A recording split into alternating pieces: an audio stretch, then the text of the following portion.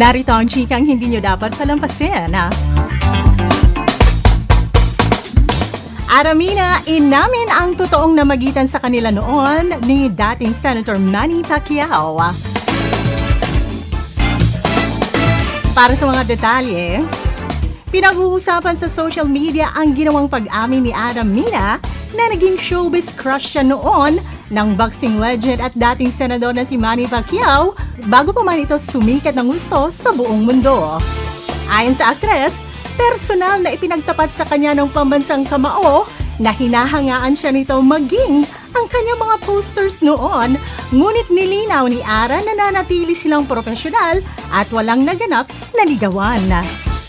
Matatanda ang pumutok ang balita noon na nagkaroon ng espesyal na relasyon ng dalawa, pero paglilinaw ng aktres, walang malisya o panliligaw na nangyari at naging magkaibigan lamang sila at magkatrabaho nang magsama sa isang pelikula na Anak ng Commander noong 2007.